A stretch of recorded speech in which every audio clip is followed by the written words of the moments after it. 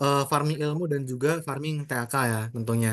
Nah buat yang nanya terus nih kemarin, Kak, kapan sih THK-nya dikirim gitu kan? Yang gue ikut program dari kemarin.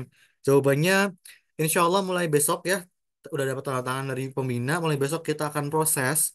Kita akan AutoCAD dulu kan semuanya, jadi generate sertifikat. Dan langsung dikirim mungkin maksimal di hari, besok apa? Rabu ya? Hari Kamis berarti. Insya Allah kita kirim hari Kamis. Untuk adik mengajar dan juga yang Alfa Skill Academy ya. So buat teman-teman stay tune terus pokoknya tungguin aja program selanjutnya. Insya Allah akan ada program-program lainnya dari Alphard Academic ya. Jadi kemarin kita juga talk show beasiswa Bank Indonesia di IG Alphard TVF. Buat teman-teman yang pengen nonton nih kemarin ketinggalan sama infonya, bisa langsung cek di IG Alphard TVF ya di bagian Reelsnya di situ ada. Karena eh beasiswa BI ini selain dapat uang saku ya, teman-teman juga dapat keuntungan kayak Genbi ya, masuk ke lingkungan namanya Genbi itu dapat orang dalam lah mungkin di Bank Indonesia gitu kan. Nah, kemarin keseruannya juga ada tuh videonya di IG Alpha TVF. Mungkin bisa langsung tonton aja gimana. Terus mungkin sekarang ya pertemuan ke berapa ya? Keempat kalau nggak salah ya. Iya, keempat ya. Jadi insya Allah akan ada total 12 pertemuan dari Akademi Mengajar. So teman-teman kalau ikut dari awal sampai akhir, teman-teman akan dapat total 12 sertifikat ya. Nah, ditambah juga nanti akan ada program lainnya kayak EKFest dan lain-lain lagi gitu. Nah, mungkin biar nggak kelamaan nih, eh sebelum kita memulai ya acara hari ini, alangkah baiknya kita mulai membaca basmalah bersama-sama. Bismillahirrahmanirrahim dilanjutkan dengan tilawah Al-Quran yang akan dibacakan oleh Mas Ihsan. Pada Mas Ihsan dipersilakan.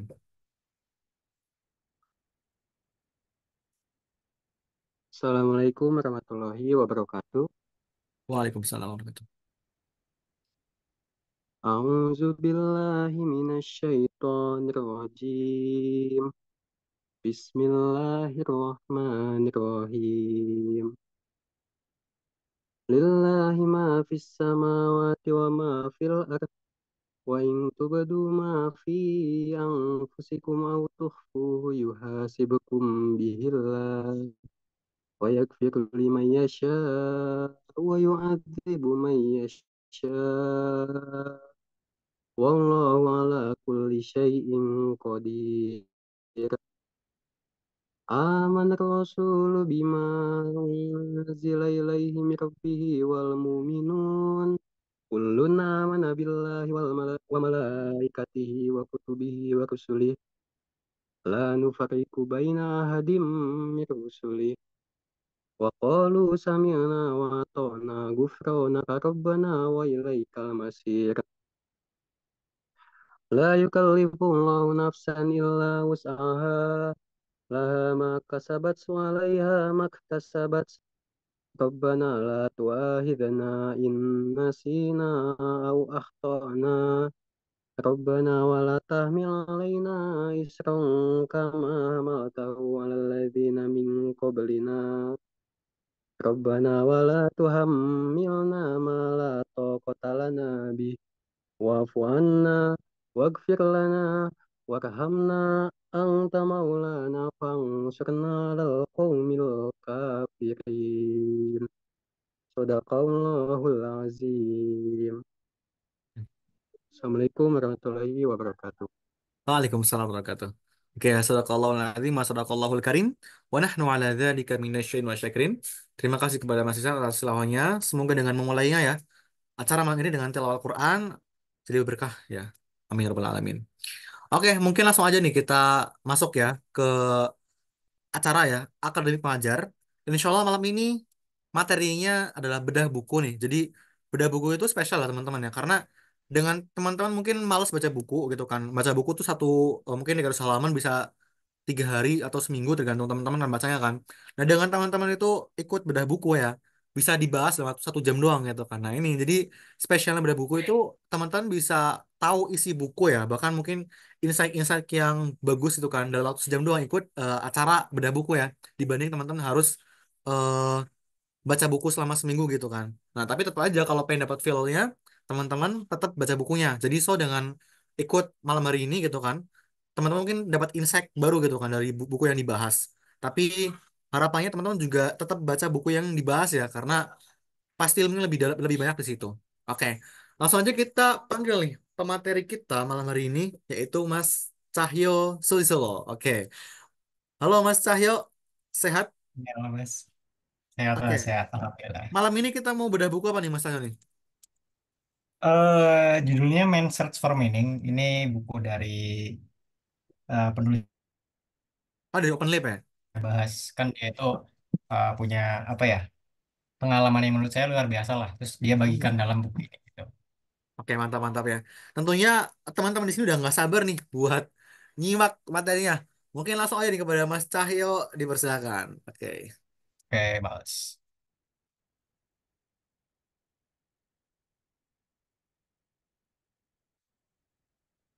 Bentar.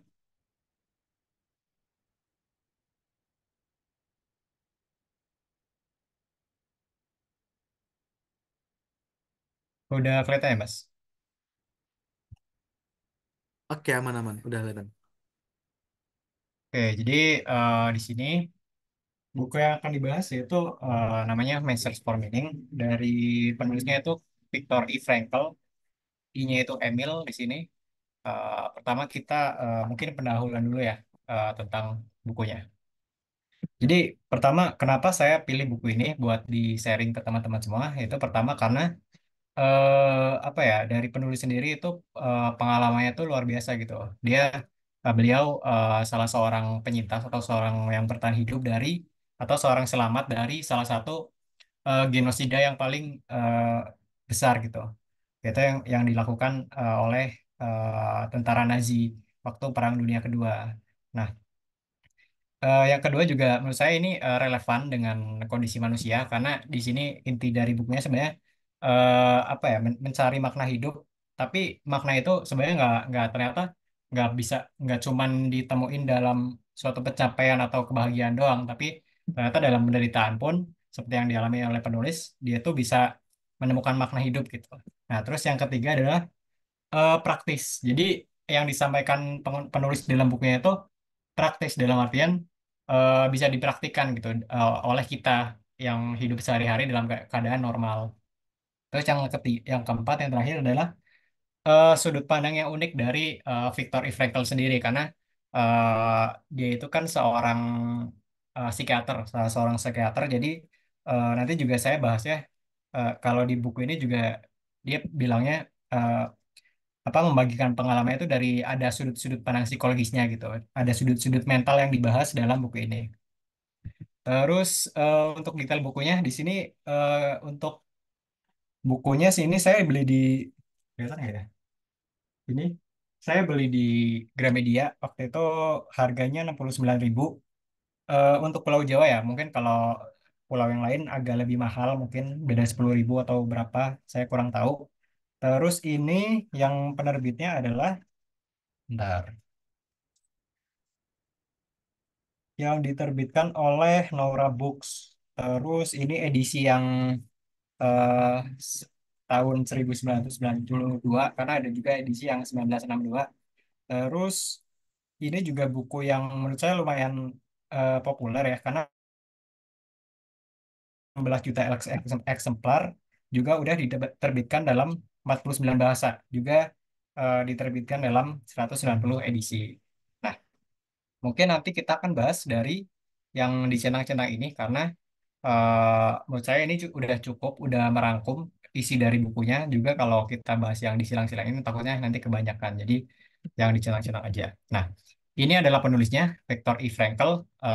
Dia seorang psikiater di Eropa. Tepatnya dia asal dari Austria. Nah, Viktor Frankl ini dia tuh nyiptain teori ya tentang logoterapi. Mungkin kalau ada yang pernah belajar psikologi gitu ya, atau ada yang sebelumnya tertarik dengan psikologi, mungkin lebih tahu gitu ya. Kalau saya sendiri eh, pas baca teori-teorinya agak agak agak bingung gitu ya. Soalnya saya orang yang awam psikologi gitu. Karena ada beberapa istilah-istilah yang memang terlalu spesifik gitu, menjurus ke arah psikologi atau psikiatri. Nah, orangnya itu udah meninggal pada tahun 1997. Nah, dia itu pernah ditempatkan di eh, namanya kamp konsentrasi. Kalau kamp konsentrasi itu artinya semacam tempat pengumpulan para tawanan gitu ketika terjadi suatu perang. Nah, beliau ini udah pernah eh, menempati 3 camp selama Perang Dunia Kedua. Nah, karya-karyanya itu bisa dilihat di sini di www.victorfrank.org. Oke, pertama pengantar dulu dari bukunya.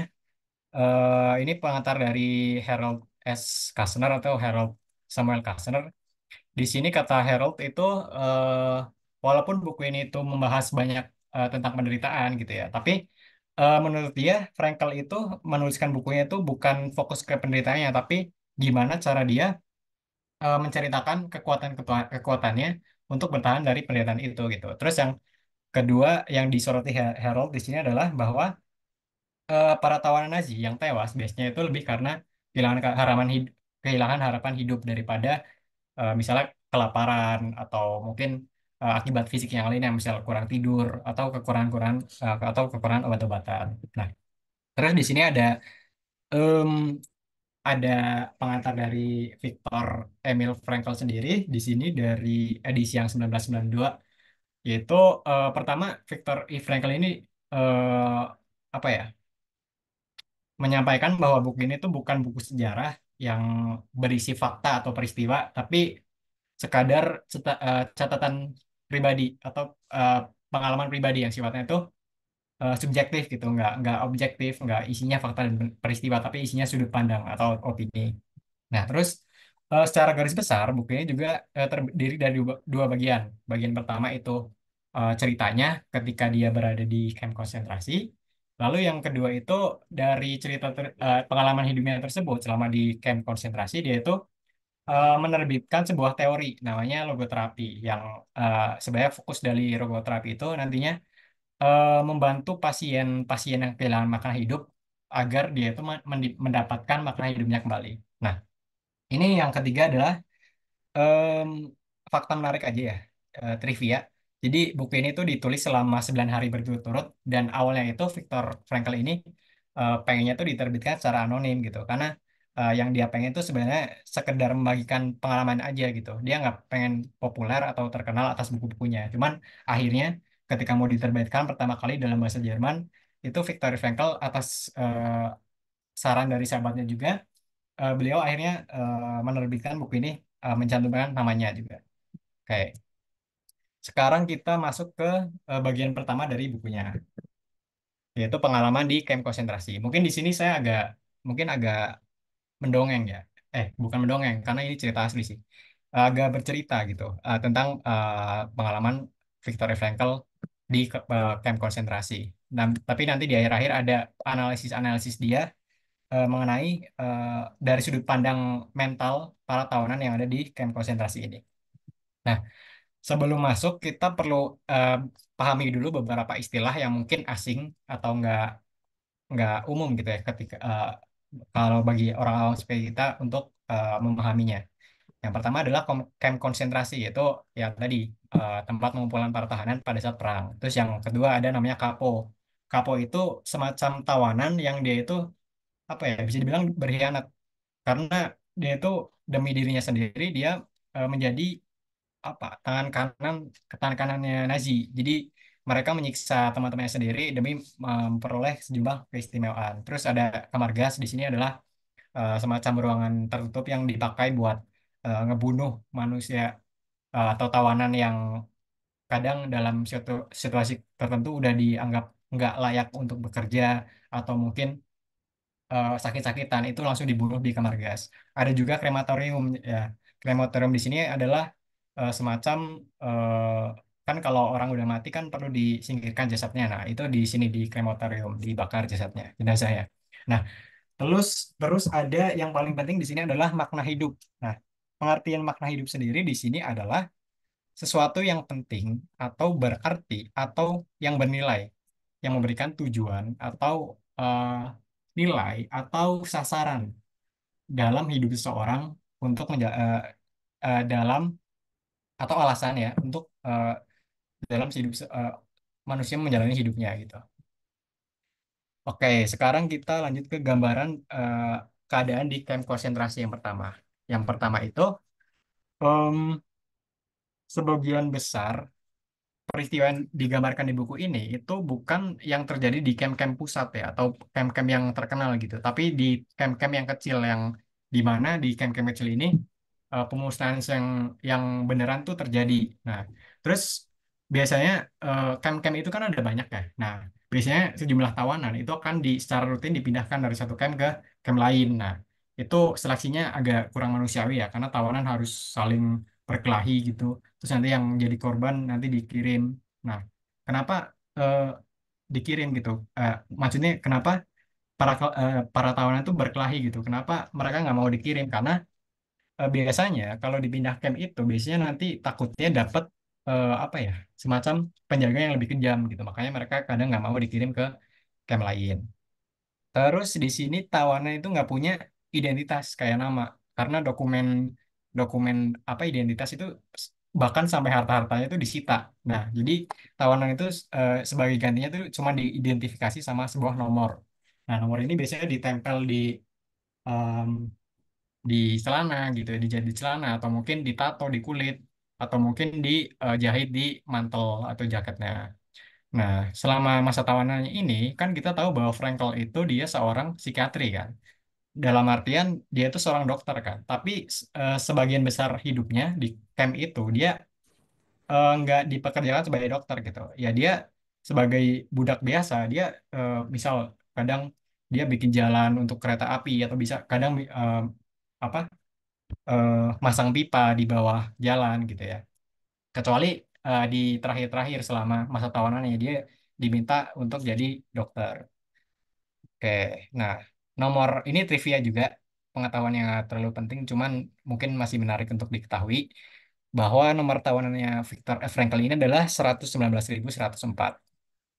Terus, nah menurut Frankl sendiri itu ketika dia mengamati para tawanan termasuk dirinya sendiri itu dia menyimpulkan bahwa selama kehidupan camp di konsentrasi itu ada tiga fase yang dilalui oleh para tawanan gitu. Yang pertama adalah periode awal ketika para tawanan mulai memasuki kehidupan camp. Yang kedua adalah ketika para tawanan itu udah mulai menjalani rutinitas di kehidupan camp. Dan ketiga adalah ketika pembebasan atau para pelepasan para tawanan.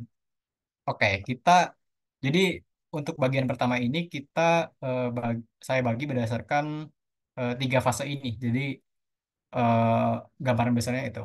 Yang pertama adalah periode awal, fase pertama.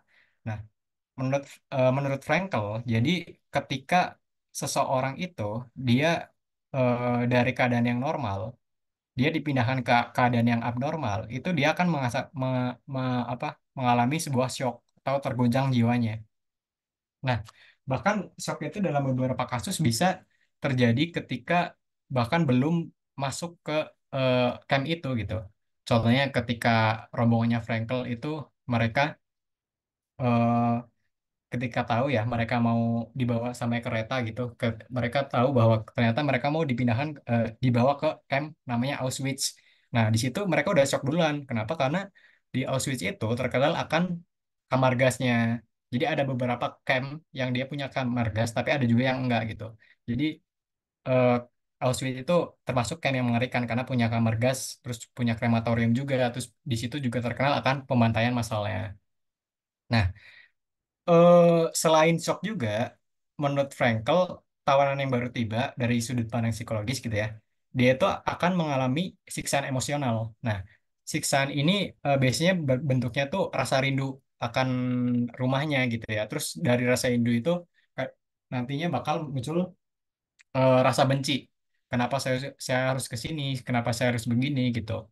Nah, terus si Frankel ini dan para tawanan lain itu selama masa tawanan mereka di camp itu ya, mereka itu apa ya?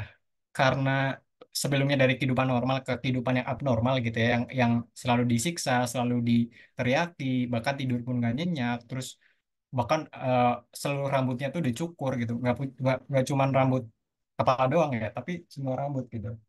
Nah, eh, dari situ, dari perasaan shock itu banyak tawanan yang mereka itu akhirnya pengen bunuh diri. Nah, biasanya metode bunuh diri pada saat itu adalah yang paling populer adalah jadi di pintu gerbang campnya itu ada semacam pagar yang dialiri, pagar berduri yang dialiri listrik. Nah, biasanya petawan yang pengen bunuh diri tuh megang pagar itu gitu, biar dia meninggal di situ. Nah, terus, bentar. Nah, untuk ada salah satu teman Frankel ya yang dia itu menyarankan ke Frankel bahwa kalau kamu mau tetap hidup di camp ini dan nggak pengen bunuh diri juga, tapi nggak pengen dibunuh juga, kamu tuh harus kelihatan sehat, tetap sehat gitu loh. Gimana caranya? Caranya itu katanya selalu bercukur setiap hari. Jadi walaupun bercukur pakai kaca, harus tetap dilakuin gitu biar kelihatan sehat. Nah, terus kalau misalnya kakinya pincang gitu ya, ya bilang aja itu tumitnya lecet gitu loh. Karena kalau nggak bilang kayak gitu, karena kalau bilang apa ya, cacat gitu ya, atau yang lain, atau beneran pincang, nanti bakal ada kemungkinan bahwa kamu tuh bakal dibawa ke kamar gas dan langsung dibunuh di situ. Nah, jadi sebisa mungkin bercukur sering mungkin, terus eh, berjalan dan juga berdiri secara tegak.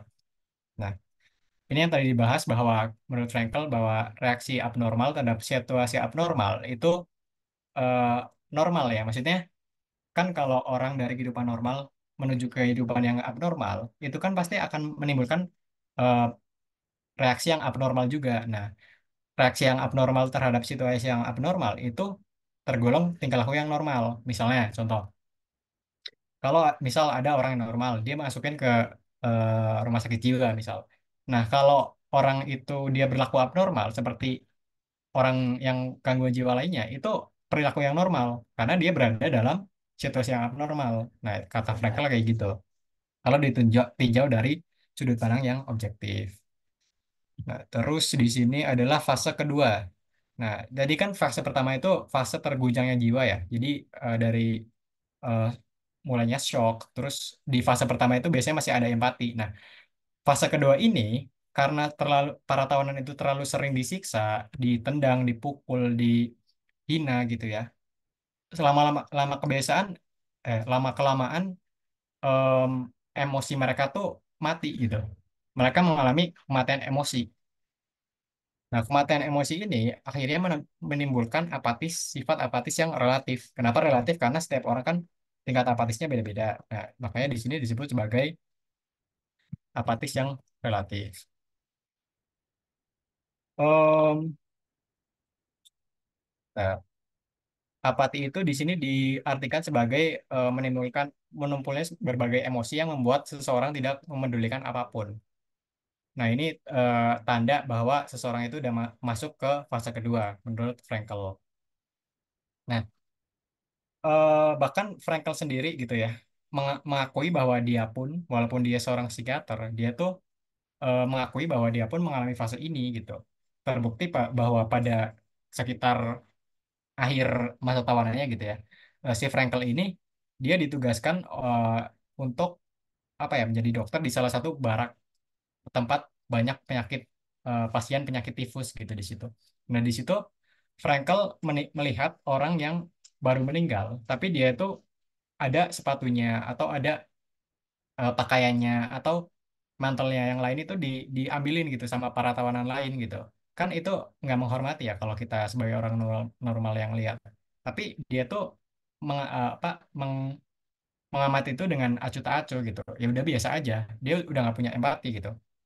Bahkan setelah itu Frankel eh, menyuruh pasien itu buat dikubur dengan cara yang mungkin agak kurang ini ya, agak kurang manusiawi ya, karena dia diseret melalui lantai yang bergelombang sama perawat yang disuruh oleh Frankel.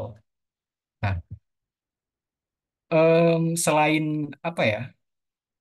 Selain jadi perasaan apati itu kan tadi karena eh, terlalu sering menerima hinaan, menerima pukulan atau menerima siksaan yang bentuknya penderitaan. Nah, bagi Frankel sendiri, pukulan itu kadang lebih menyakitkan ketika dia itu nggak meninggalkan bekas secara fisik gitu.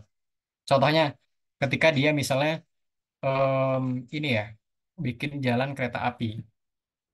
Waktu itu cuacanya lagi bersalju. Nah, si Frankel ini dia em, agak merasa lelah dan dia itu istirahat sebentar gitu di antara cuaca yang bersalju itu. Nah, sialnya waktu itu ada penjaga yang lihat apa yang Frank lakukan gitu. Nah, akhirnya kan kalau kita mungkin berharapnya penjaga ini bakal mukulin Frankel kan atau ngelakuin apa ya perundungan terhadap Frankel. Ternyata enggak. Ternyata di situ penjaganya cuma ngambil batu terus dia ngelemparin ke depan Frankel. Nah, menurut Frankel itu tuh cara yang dipakai untuk memanggil apa ya? Mu- Untuk memanggil hewan biar dia tuh ngelakuin pekerjaannya kembali. Nah, itu kan sakit ya. Nah, terus biasanya karena sering mengalami penderitaan, pukulan dan lain-lain sebagainya, para tawanan ini itu mereka bisa tahu gitu eh, siapa yang meninggal selanjutnya karena mereka terlalu sering mengalami penderitaan. Nah, dari cerita-cerita tersebut, cerita-cerita tadi, itu kan kita eh, seolah-olah perilaku manusia itu atau reaksi mental yang dialami oleh para tawanan itu menggambarkan kondisi psikologis yang em, seolah-olah manusia itu nggak bisa terhindar atau sepenuhnya itu dipengaruhi sama lingkungannya gitu. Padahal seharusnya manusia itu punya kebebasan spiritual atau kebebasan batin untuk berperilaku menurut kehendaknya. Nah, dari pengalaman-pengalaman tadi atau dari cerita-cerita tadi, Frankel itu bertanya, emang benar ya manusia itu cuman produk dari lingkungan atau kondisi yang dialaminya atau eh, yang lain misal emang benar ya tawanan itu nggak bisa bereaksi dengan bebas atau nggak punya kebebasan batin untuk menentukan apakah dia itu nggak bisa lari dari pengaruh lingkungannya.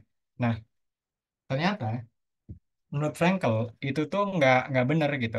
Dia tuh menaruh apa menjelaskannya dalam kutipannya yang paling terkenal di sini misalnya. Frankel itu menjelaskan bahwa apapun yang dirampas dari manusia itu bisa dirampas semuanya kecuali satu, yaitu kebebasan manusia, kebebasan terakhir, yaitu dalam menentukan sikap dan reaksi mental mereka. Apakah mereka mau ini dan itu gitu. Nah, hal ini ternyata juga sama gitu yang disampaikan dalam salah satu filsafat misal Stoikisme. Nah, di Stoikisme itu ada salah satu eh, ajaran yang mungkin kurang lebih sama dengan apa yang disampaikan Frakel ini.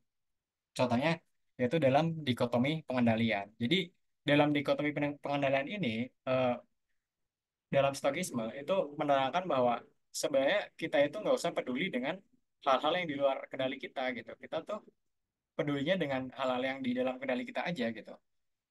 Ya, kalau kita lihat dari konteks para tawanan yang ada di camp gitu ya, kan kita lihat bahwa seolah-olah mereka itu nggak punya kendali terhadap diri mereka sendiri gitu, dan mereka itu terlalu apa memikirkan hal-hal yang datang dari luar. Nah, itu tuh sebenarnya nggak usah dipikirin gitu. Harusnya hal-hal yang di luar kendali kita itu nggak usah kita pikirin. Yang kita pikirin itu yang di dalam kendali kita aja, yaitu kebebasan batin kita untuk menentukan sikap pada suatu kondisi.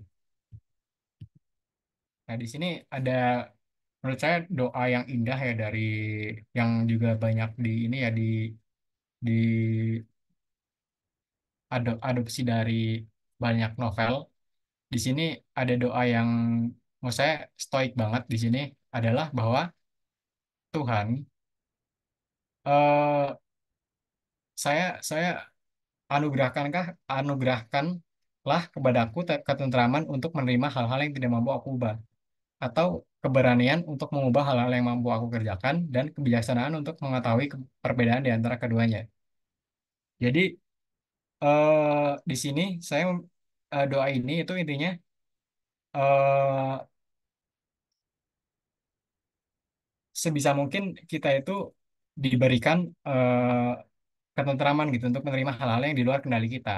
Dan juga semoga kita itu diberi keberanian untuk mengubah hal-hal yang mampu kita ubah atau mampu kita kerjakan. Dan juga kebijaksanaan untuk mengetahui perbedaan antara hal-hal yang tidak bisa kita ubah dan juga hal-hal yang bisa kita ubah.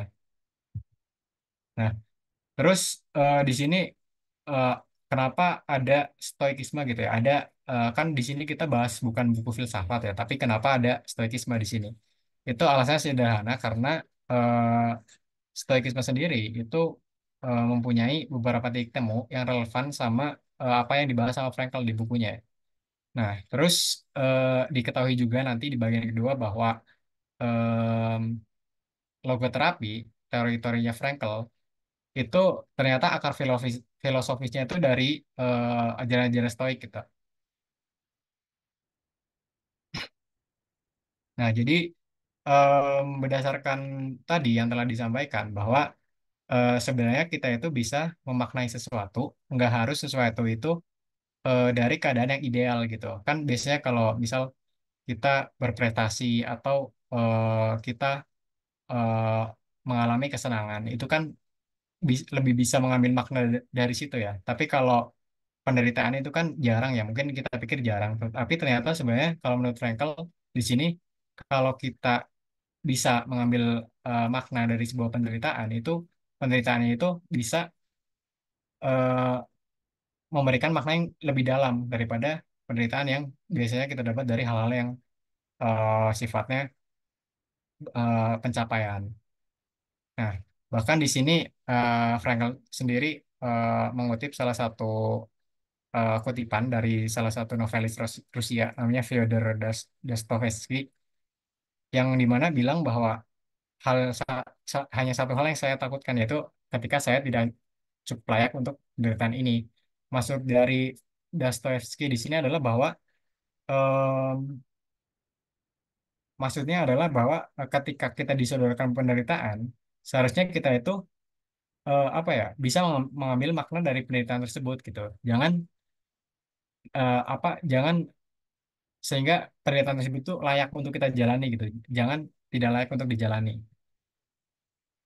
Nah, bahkan Frankel sendiri eh, dia dia mengemukakan pendapatnya bahwa kalau makna itu benar-benar ada, jadi di kalau hidup itu benar-benar punya makna, maka di penderitaan juga harus seharusnya punya makna gitu. Karena penderitaan sendiri itu bukan hal yang terpisah dari hidup, melainkan bagian dari hidup. Karena tanpa penderitaan katanya dan kematian, hidup manusia itu tidak sempurna.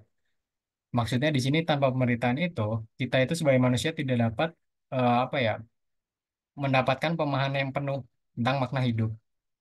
Nah, cara manusia menerima nasibnya itu dan semua penderitaan yang terkait dengan nasibnya dan caranya dia memanggul em, bebannya itu memberinya cukup kesempatan untuk bahkan dalam situasi yang paling sulit untuk memperdalam makna dalam hidupnya. Jadi sebelum kita memaknai sebuah penderitaan, sebisa mungkin kita itu menerima dulu apa menerima penderitaan yang datang kepada kita. Itu menurut Frankel. Nah, di sini ngomong-ngomong tentang penerimaan gitu ya. Di sini saya punya salah satu kutip apa ya? Salah satu kutipan yang dari ini bukan dari tokoh terkenal, cuman dari teman saya yang menurut saya bahasanya puitis gitu dan indah menurut saya tentang penerimaan. Yaitu di sini katanya penerimaan itu pelabuhan terakhir menuju kedamaian dan nggak peduli jawaban yang datang atau apakah itu berduri atau berbunga dan nggak peduli kesan yang tertinggal, apakah itu pahit atau manis. Jadi eh, penderitaan itu, apa eh, hidup itu, situasi hidup kalau yang datang kepada kita, nggak peduli itu mau manis atau pahit, kita tuh terima aja gitu. Kalau semisal itu manis, ya udah kita terima aja. Cuman kalau itu pahit kan kita jadi setelah kita menerima kan kita jadi bisa ini apa eh, memaknai penderitaan tersebut.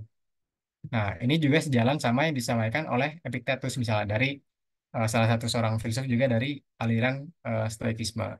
Jadi kata dia, jangan mencari hal-hal yang terjadi seperti yang kita inginkan, tapi sebaliknya kita tuh seharusnya mengharapkan hal-hal terjadi itu seperti yang seharusnya terjadi.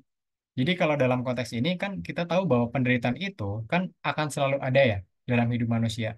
Jadi eh, kita tuh jangan berharap penderitaan itu nggak ada, tapi kita tuh harus berharap bahwa penderitaan itu akan selalu ada gitu.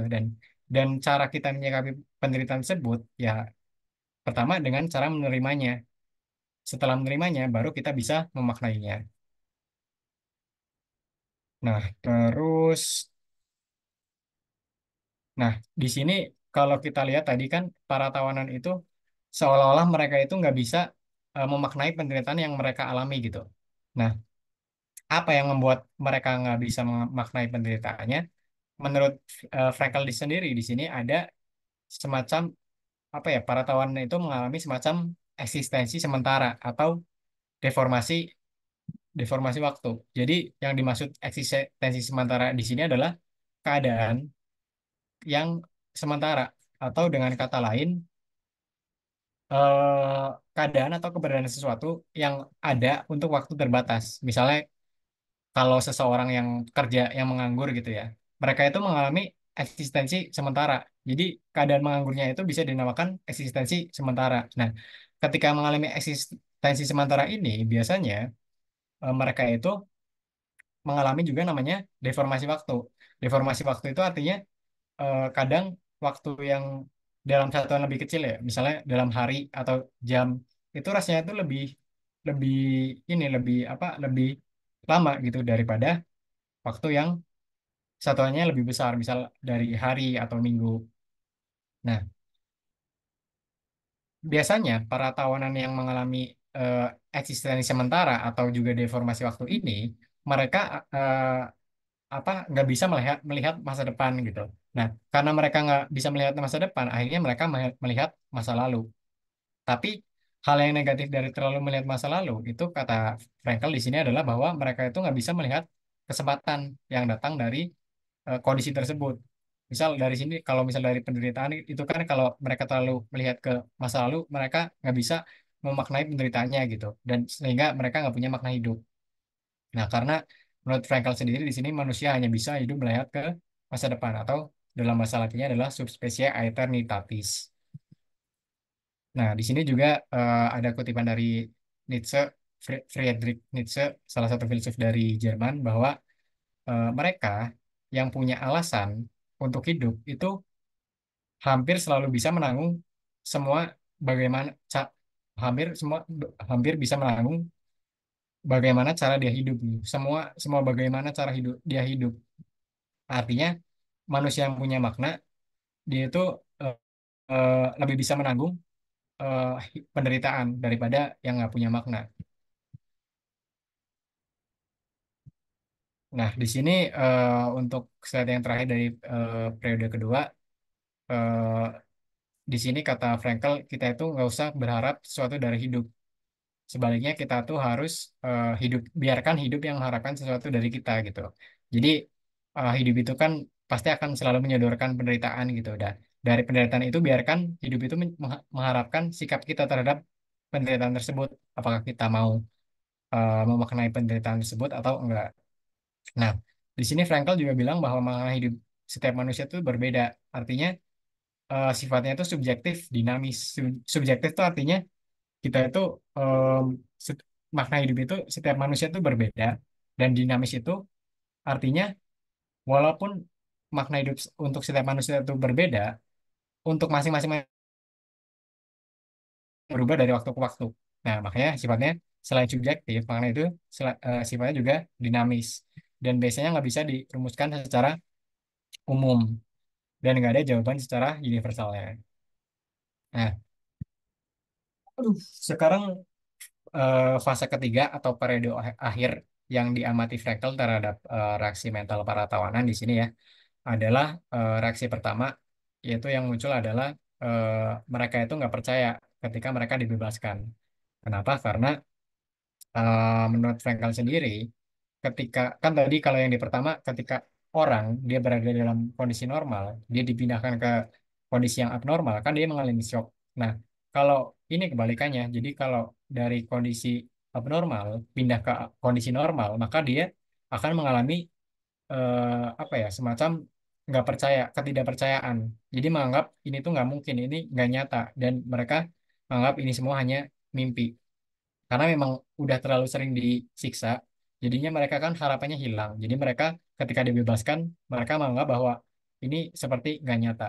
Nah, selain itu, reaksi yang lain yang muncul juga dari para tawanan adalah eh, adanya penurunan moral. Jadi kan tawanan itu kalau di camp itu kan terlalu sering disiksa ya. Nah, karena terlalu sering disiksa di situ, akhirnya ketika bebas, mereka itu punya semacam penurunan, mereka itu menggunakan kebebasan mereka itu untuk melakukan penindasan terhadap yang lain gitu.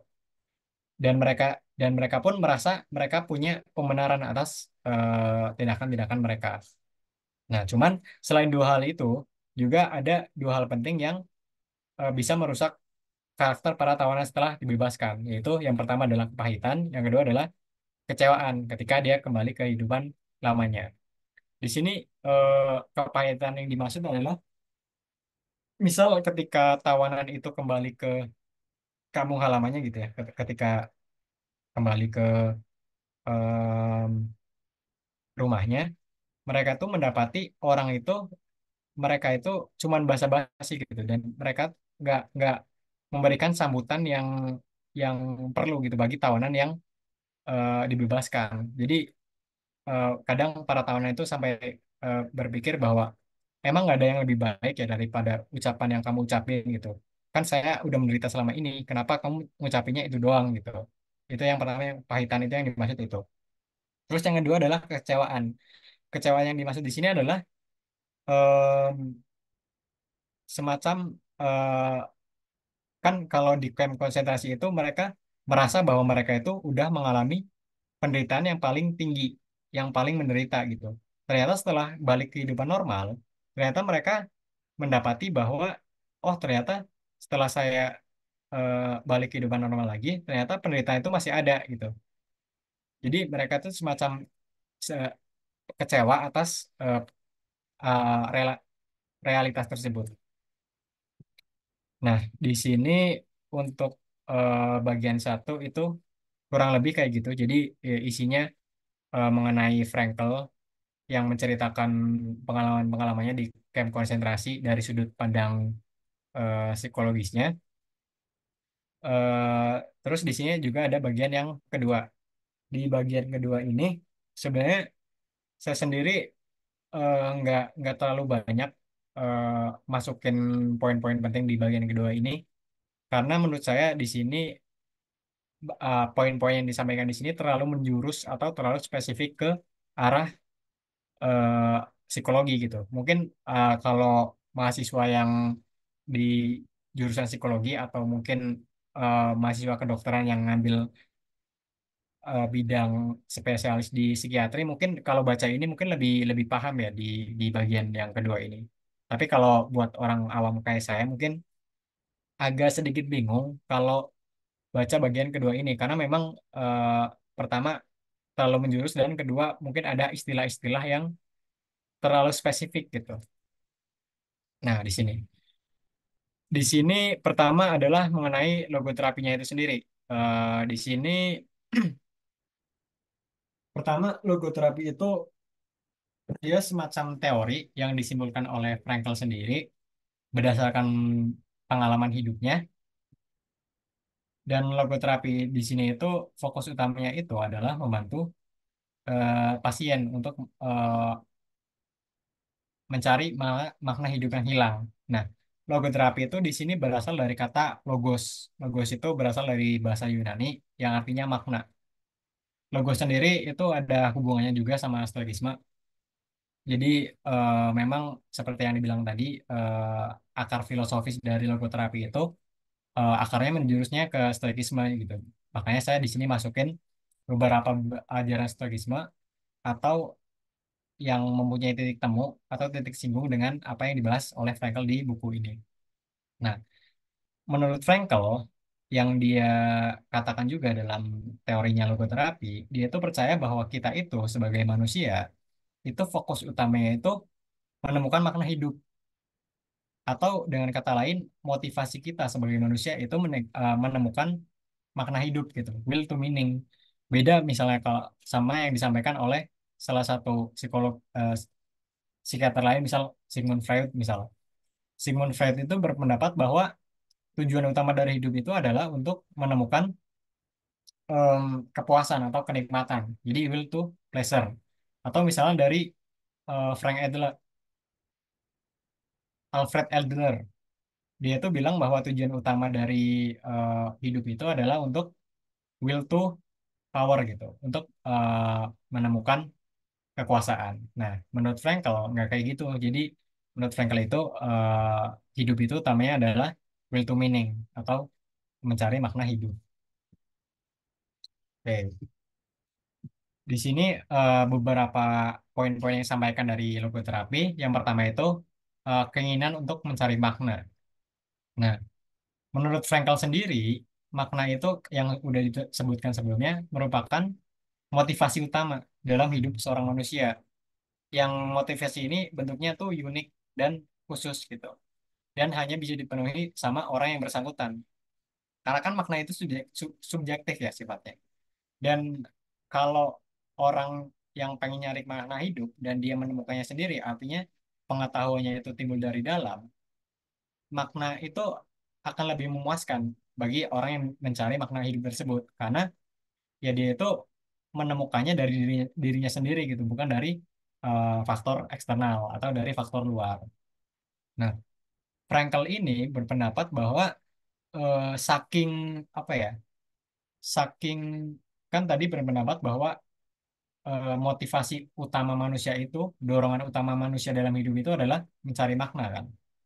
Nah, Frankel itu berpendapat bahwa saking termotivasinya manusia untuk mencari makna, dia itu berpendapat bahwa manusia itu bahkan bisa mati demi meraih impiannya gitu dalam hidupnya kan makna itu bisa apa ya bisa eh, kita gunakan untuk mencari tujuan hidup. Nah, menurut Frankel dari tujuan hidup itu manusia bisa mengejar impiannya sampai bahkan mati demi meraih impiannya. Nah, di sini adalah selanjutnya adalah frustasi eksistensial.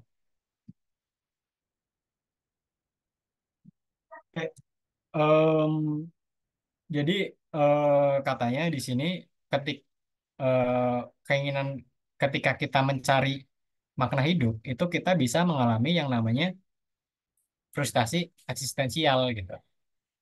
Yang dimaksud frustasi eksistensial di sini adalah di mana keadaan di mana kita itu mengalami kekosongan atau kehampaan dari yang disebabkan nggak adanya makna hidup.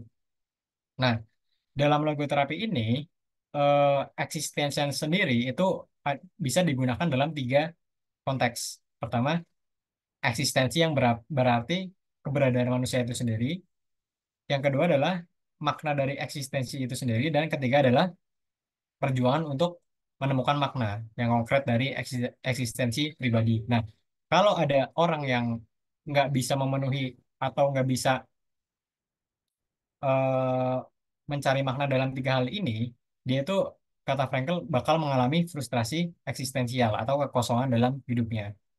Nah, menurut Frankel, frustasi eksistensial itu dapat muncul atau ada pemicu-pemicunya. Contohnya ketika misal kita kehilangan orang yang dicintai atau misal kita eh, apa mengalami kegagalan dalam tujuan kita. Nah, di sini ngomong-ngomong mengenai kehilangan orang yang dicintai atau orang yang disayangi gitu ya. Kehilangan orang yang disayangi itu bukan maksudnya bukan spesifik mengarah ke lawan jenis gitu ya, tapi bisa ke keluarga, bisa ke teman, bisa ke apa ya, bisa ke sesuatu yang lain, misal ke makhluk yang lain, misal ke kucing, misalkan ada ya orang yang nangis gitu kalau kucingnya mati. Nah, ngomong-ngomong tentang kehilangan ini, menurut saya ini bisa diatasi dengan nasihat dari Epictetus. Jadi Epictetus ini seorang filsuf, filsuf aliran Stoikisme dari zaman Yunani kuno gitu ya. Dia itu dari dari awal hidupnya dia itu pincang. Dia dia diketahui pincang entah karena perlakuan dari kan Epictetus ini dia sebenarnya budak Dia pincang entah karena perlakuan dari tuannya atau karena cacat dari lahir, kita nggak pernah tahu. Dan bahkan kita tuh nggak pernah tahu eh, nama asli dari Epictetus karena Epictetus sendiri itu artinya diperoleh. Nah, nama aslinya kita nggak pernah tahu. Nah, Epictetus itu punya sebuah apa ya pemahaman filosofis atau sebuah nasihat kepada kita yang misal dalam keadaan kehilangan seseorang gitu, kehilangan sesuatu. Misal dia itu eh, me- menyampaikan pendapatnya dalam salah satu bukunya namanya Discourse yang ditulis oleh salah satu para murid-muridnya. Nah, katanya gini, ketika eh, ini dalam keadaan kita kehilangan sesuatu ya. Jadi katanya ketika kita itu terikat pada sesuatu, bukan eh, sesuatu di sini tuh bisa benda, bisa makhluk atau sesuatu yang lain. Nah, di sini Epictetus menyontohkannya dengan guci air atau gelas kristal. Saya kurang tahu ya kenapa dia itu eh, men- men- mengambil contohnya guci air atau gelas kristal, karena mungkin itu sesuatu yang berharga atau gimana, saya kurang tahu. Cuman saya mengartikannya sebagai sesuatu yang berharga. Jadi ketika kita terikat pada sesuatu yang berharga, kata Epictetus, kita tuh harus selalu mengingat itu tuh sesuatu apa gitu. Jadi gimana ya? Misal gini, saya saya saya punya HP nih. Saya punya HP. Kan HP itu kan sesuatu yang berharga ya. Kan ya iyalah karena kemana-mana kan kita bawa HP ya. Kita kita punya HP nih. Artinya saya punya keterikatan dengan HP ini gitu. Dan saya menganggap HP ini berharga. Tapi ketika saya menganggap ini berharga, saya juga harus punya pemahaman bahwa oh ternyata HP ini tuh bisa punya punya sifat bisa rusak gitu. Punya punya sifat bisa punya sifat bisa hancur gitu. Nah, kalau saya punya pemahaman bahwa handphone ini bisa hancur, bisa rusak, ketika nanti handphone ini hancur atau rusak, saya nggak bakal marah, atau saya nggak bakal punya sifat nggak menerima gitu, karena saya sudah punya pemahaman bahwa handphone ini dari sananya atau dari bawaannya atau dia itu punya sifat yang menyatu bahwa eh, si- sifat rusak itu udah menyatu dengan handphone ini gitu. Jadi ketika handphone ini rusak, saya nggak boleh marah gitu. Itu kata Epictetus. Nah, itu juga bisa diterapin sama manusia. Jadi katanya kalau kita sayang sama anak atau sama adik atau sama orang lain gitu atau sama hewan, katanya kita itu harus ingat bahwa hewan itu atau orang yang kita sayang itu dia itu punya sifat bisa mati atau bisa meninggal. Nah, ketika nanti orang yang kita sayang itu meninggal, kita nggak boleh marah atau nggak boleh menunjukkan sifat nggak menerima. Karena sifat meninggal itu sendiri udah menyatu atau udah menjadi bagian dari hal yang kita sayangi gitu. Nah, jadi Epictetus di sini eh, menyontohkan bahwa kita itu harus mempunyai pemahaman yang dalam tentang sesuatu yang kita miliki. Nah, terus juga Epictetus di sini bilang bahwa kita itu mereka yang kita sayangi atau mereka yang kalau kita punya keterikatan gitu ya, mereka itu nggak selamanya diberikan kepada kita atau bukan punya kita selama-lamanya gitu, bukan milik kita. Nah, di sini dia eh, menyontohkan dengan analogi analogi buah anggur sama buah tin. Buah ara kan buah tin. Nah, katanya kalau kita pengen anggur tapi kita pengennya itu di musim dingin, itu jangan. Kenapa? Karena anggur nggak tumbuh di musim dingin. Nah, itu sama juga. Kalau kita pengen apa ya? Kalau orang yang kita sayang pengen selalu ada di dekat kita, itu jangan. Kenapa? Karena suatu saat pasti mereka itu pergi.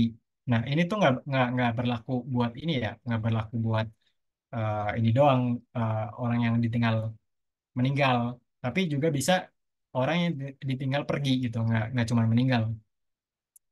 Contoh, contoh, saya punya teman, teman itu sekelas di kuliah semester 2 selama semester 2 kan sekarang mau semester 3 selama semester 2 kemarin saya punya teman dia tuh baik banget gitu kan bahkan gini saking baiknya kadang kan saya kalau ke universitas tuh saya jalan kaki gitu ya.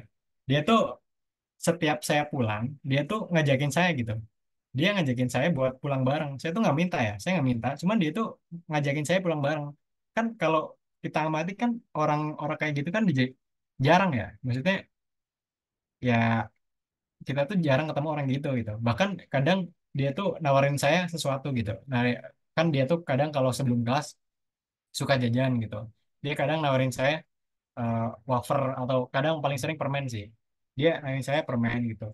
Nah, saya tuh pas itu ya ketika ditawarin permen kan kadang kita tuh eh, kadang merasa ini ya.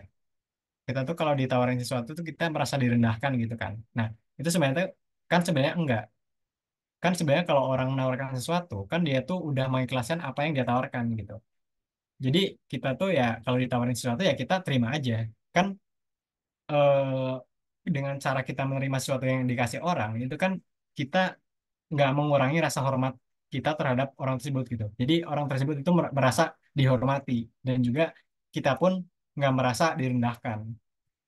Nah, cuman eh, teman saya itu sebaik teman yang saya yang sebaik itu ternyata semester 3 ini dia nggak lagi di sekelas saya gitu karena eh, dia memang punya kesulitan di bidang bidang eh, di kan saya informatika, dia punya kesulitan informatika dan dia mau pindah jurusan gitu. Nah, kalau saya menerapkan apa yang dibilang sama Epictetus, ya saya harusnya saya nggak eh, bersedih berlarut-larut gitu, karena saya paham bahwa orang yang saya sayang atau orang yang saya cintai gitu, eh, mereka itu cuman ada masanya gitu, diberikan pembinaan kita ada masanya, nggak selama-lamanya. Oke, sekarang kita ke makna hidup dari logoterapi. Nah, sebenarnya ini udah dibahas sebelumnya, jadi makna hidup itu secara umum itu nggak bisa dirumuskan dan harus apa dialami secara spesifik oleh orang yang ingin mendapatkan makna hidup karena yang tadi makna hidup itu sifatnya subjektif dinamis. Jadi eh, untuk masing-masing orang itu berbeda dan walaupun udah berbeda itu berubah-ubah. Nah, makanya nggak bisa ditetapkan secara universal atau secara apa ya bahasanya saklek gitu nggak bisa di, ditetapkan secara saklek. Nah, pertanyaan saking subjektifnya atau saking relatifnya makna hidup ini itu menurut Frankl bisa disamain ketika kita bisa dianalogikan ketika kita misalnya nanya ke seorang eh, juara pecatur nomor satu gitu di seorang juara catur misalnya. Misal kita tanya ke pecatur nomor satu sekarang tuh kalau nggak salah Magnus Carlsen ya kalau nggak salah nama nama nama namanya. Nah, kalau kita misal tanya ke Magnus Carlsen, misal eh, Mas Magnus, misal, apa langkah yang terbaik dalam catur gitu? Nah, kalau kita tanya itu, si Mas Magnus ini harusnya dia nggak bisa jawab, atau jawaban dia itu tergantung gitu, tergantung situasi. Jadi dalam catur itu kan kondisinya itu di setiap pertandingan kan beda ya. Jadi kondisi dalam satu pertandingan dengan kondisi lainnya itu perlu langkah yang berbeda. Artinya nggak ada satu langkah universal atau nggak ada satu langkah objektif atau nggak ada satu langkah yang saklek yang bisa kita terapkan di semua pertandingan catur. Nah, makna hidup itu kurang lebih kayak gitu menurut Frankl. Nah, justru kalau kita mau nyari makna hidup gitu ya kata Frankl, kita tuh jangan nanya apa makna hidup kita, biarin aja eh, hidup itu ngasih apa ya semacam kan dalam hidup itu misal kalau kita nyari makna hidup dalam penderitaan kan dalam hidup itu eh, penderitaan itu kan pasti akan selalu ada ya. Jadi tanpa kita bertanya makna hidup kita apa tanpa kita bertanya pun apa makna hidup kita dengan cara memaknai penderitaan yang apa dengan cara memaknai setiap penderitaan yang datang kita tuh harusnya bisa mendapatkan makna hidup. Itu kalau kata Viktor Frankl. Nah, di sini masuk ke hakikat eksistensi. Bentar, ini kurang berapa ya? Kurang dua, tiga. Nah, di sini hakikat eksistensi yang dimaksud Frankl di sini adalah kan kita itu sebagai manusia punya kebebasan, kebebasan untuk menentukan kita itu mau seperti apa, menjadi manusia yang seperti apa dalam setiap kondisi. Atau dengan kata lain kita tuh punya kebebasan batin atau kebebasan spiritual untuk menentukan langkah apa yang mau kita ambil. Dan dari langkah itu kan biasanya menciptakan nasib kita kan. Cuman menurut Frankl di sini kebebasan itu harus disertai juga dengan tanggung jawab. Kan kebebasan itu kan kalau kita perhatikan dan dia cuman setengah kebenaran ya. Maksudnya kebebasan itu kenapa dia setengah kebenaran? Karena tergantung kebebasan itu kita pakai buat apa. Kan kebebasan itu bisa turun level eh, jadi negatif misal kalau kita gunakan kebebasan itu secara semena-mena misal. Ya misal kebebasan hukum misal. Misalnya katakanlah misal ada orang yang punya jabatan tinggi gitu. Dia dia merasa punya kebebasan gitu. Dan mungkin karena dia punya kebebasan dia ngelakuin hal-hal yang negatif dari adanya kebebasan. Eh, misalnya masukin anaknya jadi wakil presiden gitu kan, katakanlah gitu kan, karena mungkin eh, dia merasa punya kebebasan gitu kan. Ya mungkin di negara teman-teman ada yang kayak gitu ya, cuman itu kan cuman contoh atau misalnya ya. Nah, eh, menurut Frankel di sini eh, kebebasan itu dia itu harus disertai dengan tanggung jawab.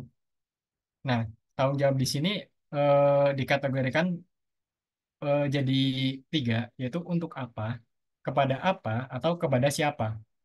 Jadi kebebasan berdasarkan tanggung jawab itu bisa kita putuskan atau kita arahkan kepada apa, misal kepada hati nurani kita sendiri atau kepada masyarakat, misal. Contoh, kebebasan terhadap hati nurani kita sendiri, misal, atau kebebasan terhadap eh, masyarakat, misal. Kalau terhadap hati nurani kita sendiri, misal yang disampaikan sama salah satu filsuf juga, misal Aristoteles gitu. Kan kalau kita eh, apa perhatikan ya, kita itu eh, kalau Aristoteles bilang kita itu kan manusia. Kalau kita nanya apa hakikat manusia kepada Aristoteles, Aristoteles bakal bilang bahwa kita itu hewan yang punya nalar gitu, atau animal rasional, atau hewan yang berakal budi, atau hewan yang eh, punya pemikiran rasional.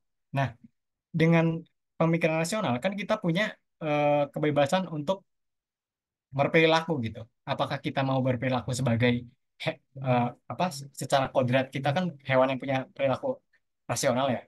Apakah kita mau berperilaku sebagai hewan yang berakal budi atau sebagai hewan aja gitu. Kan dari situ contoh kebebasan yang eh, terhadap diri sendiri atau terhadap hati nurani sendiri. Atau misal kebebasan terhadap masyarakat. Kebebasan terhadap masyarakat contohnya eh, dengan kebebasan batin kita, kita bisa memilih untuk menjadi makhluk sosial sebagaimana adanya, misal. Kan kalau makhluk sosial itu kan orang bilang kalau makhluk sosial itu kan makhluk yang eh, tidak dapat hidup sendiri. Nah, kalau dia tidak dapat hidup sendiri, artinya dia itu punya eh, harusnya dia itu punya pemikiran bahwa oh ternyata saya itu nggak hidup sendiri gitu. Ternyata ada orang lain yang hidup selain saya gitu. Nah, karena ada orang lain yang hidup selain saya, harusnya saya punya kesadaran bahwa orang lain itu juga punya kepentingan. Nah, eh, dari eh, momen tersebut harusnya kita lebih bersikap lebih sosial, misal. Itu kan hakikat eksistensi sebagai makhluk sosial. Nah, selanjutnya adalah makna penderitaan.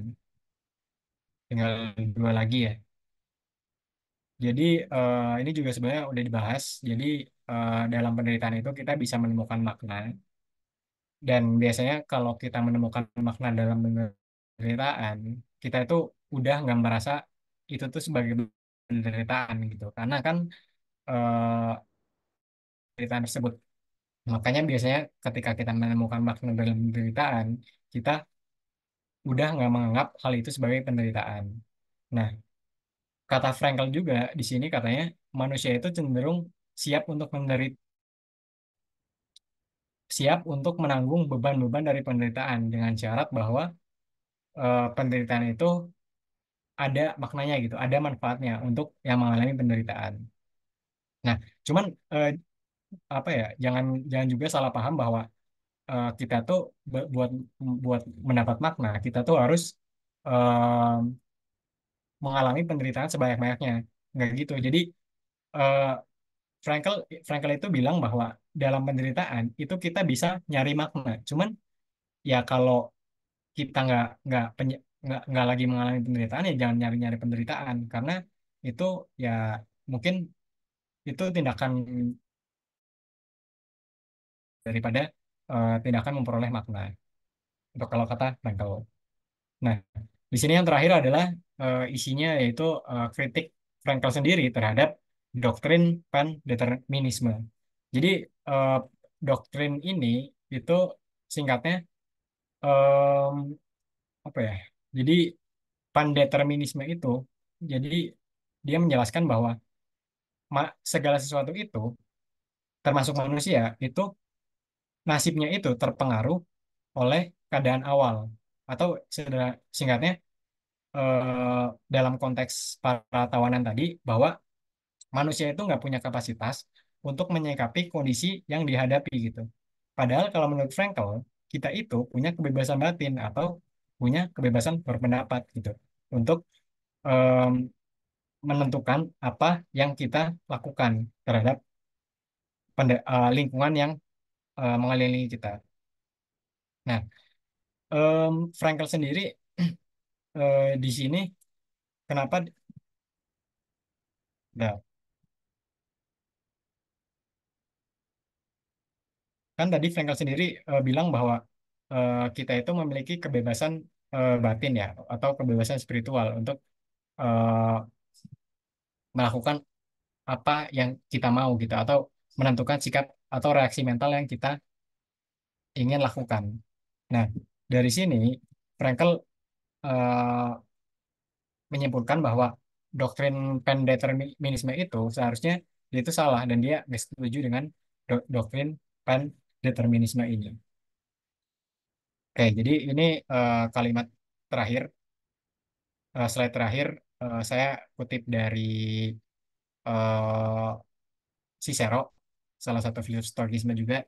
Eh, ini mungkin teman-teman yang udah lama, atau teman-teman yang biasa ngoding gitu ya, mungkin tahu ya ini, karena kan ini kan lorem ipsum dolorsit amet, consectetur ad spising elit gitu. Itu artinya ini gitu. Jadi intinya yang lorem ipsum itu biasanya digunakan kita ketika oleh para desainer misal, atau orang yang ngoding biasanya kalau bingung mau nulis apa gitu ya, itu pakai teks dummy. Nah, teks dummy-nya tuh pakai lorem ipsum gitu. Nah, lorem ipsum tuh artinya ini. Jadi agak mirip sama yang disampaikan Frankel tadi. Jadi eh, inti dari lorem ipsum ini adalah bahwa kalau ada penderitaan yang penderitaan itu bisa ngasih makna, ya kenapa kita nggak menjalani penderitaan itu gitu. Dan kalaupun ada penderitaan yang dia tuh nggak ngasih makna, ya kenapa harus dijalani? Kan itu cuma menyakiti diri sendiri. Kurang lebih eh, arti lorem ipsum itu sendiri kayak gitu. Nah, oke, mungkin segitu aja ya materi bedah buku hari ini. Terima kasih kepada teman-teman semua yang mungkin udah menyimak, walaupun saya ngomongnya mungkin agak kurang jelas, agak belibet, agak mungkin dalam artian tertentu agak menyinggung gitu ya. Tapi saya ucapkan terima kasih kepada udah menyimak eh, saya ngomong gitu. Sekian, saya kembalikan ke Mas William mungkin. Oke, tadi mantap banget ya materinya terkait bukunya ini. Ternyata pas digali banyak nilai filsafatnya ya. Termasuk tadi ini aku beberapa notice yang relate-nya. Jadi ada quotes dari Epictetus ya, tentang jangan mencari hal-hal yang terjadi seperti yang Anda inginkan. Sebaliknya berharap apa yang terjadi terjadi seperti yang terjadi gitu kan. Maka Anda akan bahagia. Maksudnya gini kan, kayak kalau udah terjadi gitu kan, ya udah syukuri gitu. Jangan malah kita berangan-angan kayak wah harusnya gini gitu kan. Nah kalau gitu malah teman-teman jadi nggak bersyukur kan, nggak tenang gitu kan. Oh harusnya tadi gini ya gitu kan. Kalau gini kan gue gini gitu kan, malah nggak bersyukur. Nah jadi saya tuh kunci ketenangan adalah bersyukur ya teman-teman semua kan. Kunci, nah ini syukur. Hanif ya syukur ya. Jadi kunci ketenangan adalah bersyukur teman-teman. Nah ini relate banget sama ayat Quran ya di surat Ibrahim kan. La in syakartum la azidannakum kan. Kalau kamu bersyukur, maka aku akan tambahkan nikmatku padamu gitu loh. Dan dan nikmat itu nggak cuma masalah duit ya, tapi kesehatan juga itu nikmat gitu kan. Ketenangan juga itu nikmat. Banyak orang yang punya duit banyak gitu, orang kaya kan, tapi dia tuh nggak tenang gitu kan. Dikejar-kejar musuh bisnis atau dan segala macam kan. Jadi dia tuh nggak tenang, punya uang banyak gitu kan. Jadi apa yang terjadi syukuri, jangan berangan-angan harusnya gini gitu kan, harusnya gini gitu kan, itu malah nggak tenang gitu kan. Nah dengan teman-teman bersyukur, itulah ketenangan sejatinya. Nah itu tadi mantap banget. Ini mungkin tanya jawab dulu nih ya, kalau nggak ada yang mau nanya aku yang nanya nih dari teman-teman. Oh syukur nih, boleh syukur mau nanya, boleh mas syukur, persilakan. Cek cek suaranya masuk. Hani ternyata belum. Boleh nih masuk. Oke. Sebenarnya perkenalan ini nama aku Hanif sebenarnya. Cuman nggak tahu kenapa Wildan tuh nyebut aku Syukur dan juga teman-teman yang lain juga kadang-kadang nyebut gitu. Jadi aku pengen diskusi aja gitu. Jadi pertanyaan ini aku lemparkan ke forum bukan kepada Kang Cahyo ya. Gitu. Sebelumnya pengen mastiin dulu bagi teman-teman yang memang masih mentengin, boleh ketik satu di obrolan gak sih? Pengen di chat, pengen tahu aja yang masih mentengin berapa orang. Satu, satu, tiga, oke. Empat, lima, enam. Iya ada enam, tujuh, delapan, sembilan. Oke, masih banyak ya. Mas syukur boleh ini dong on cam dong, ini pada pengen tahu nih yang mana orangnya nih mas syukur. Gelap banget serius dan kameranya Oh nggak lagi apa-apa ini lah, kayaknya error. Gak enak seriusan. lagi di secret kan. Jadi saya kre, cuman Oh kameranya on gak cam enak. aja, on cam ya, on cam. Yang penting suaranya ya guys ya. Ya, ya boleh boleh. Oke, jadi gini, aku sebenarnya nggak terlalu ini ya tadi telat masuk. Cuman ada 4 poin kurang lebih yang aku tangkap. Pertama tentang bahagia ya. Teman tuh sempat nanya, karena kebetulan aku panitia PMB di divisi pernah ngobrolin tentang bahagia gitu ya. Kemarin pada cerita bahagia karena bisa ngobrol gitu sama orang tua. Bahagia karena masih bisa hidup, bisa bernapas dan sebagainya. Cuman sebenarnya bahagia itu dilandasi oleh apa sebenarnya gitu. Misal nih, ketika bahagia gara-gara bisa ngobrol sama orang tua, ketika orang tua gak ada berarti bahagia kita hilang nggak? Atau misal ketika apa yang nanya ya, ketika kita membahagiakan sesuatu karena mendapat hadiah, kalau hadiah itu hilang berarti kita gak bahagia gitu. Jadi sebenarnya yang membuat bahagia itu sendiri secara secara akarnya gitu ya, itu apa gitu? Apakah karena ada materi yang memang diberikan kepada kita akhirnya kita bahagia, atau ada hal yang lain yang membuat sebuah makna akhirnya membuat kita bahagia gitu? Kebayang nggak sih nangkap maksudnya nggak sih? Iya, kebayang maksudnya kan kita bahagia itu karena apa gitu kan? Yang tadi Mas Syukur bilang. Ya gitu. Oke. Mungkin ada yang mau menjawab? Yang ngetik satu tadi bisa ditembak-tembak dan suruh ngomong dan Oh, ini sebenarnya lagi diskusi ya kita ya. Sesi diskusi ya. ya Mungkin boleh diskusi nih. jadi. Kita coba nih sebelum masuk tanya jawab ya. Diskusi dari Mas Syukur nih. Tadi nanya nih mungkin ya. Ini yang ngetik satu boleh bisa jawab ya. Kita bahagia karena apa sih gitu kan? Kalau bilang kita bahagia karena dikasih hadiah gitu. Berarti kalau nggak dikasih hadiah kita nggak bahagia. Terus kita bahagia karena dikasih duit. Berarti kalau nggak dikasih duit kita nggak bahagia gitu. Jadi sejatinya kita bahagia karena apa gitu? Ada yang mau jawab nggak? Oh iya bener. Mungkin dari Mas Cahyo, adakah nilai stoikisme yang Anda pelajari Aduh, terus bisa dijawab mungkin di sini? kalau menurut saya ya, kan sebenarnya kalau kebahagiaan itu dasarnya apa ya? Tadi yang disampaikan sama Mas Syukur ya. Kalau menurut saya,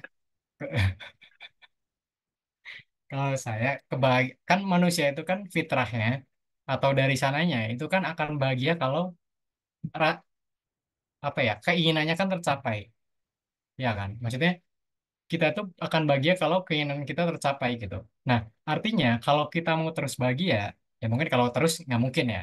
Cuman kalau kita mau dalam sebanyak mungkin bahagia, kita tuh harus em, mengendalikan keinginan kita gitu. Jangan keinginan kita tuh didasarkan pada hal-hal yang nggak realistis gitu. Misal saya suka sama, saya mendahulukan seorang misal, saya pengennya saya pengen nikah sama ini misal, dia tuh artis. Nah, itu kan landasan keinginannya kan nggak ini ya, nggak apa ya, nggak realistis gitu.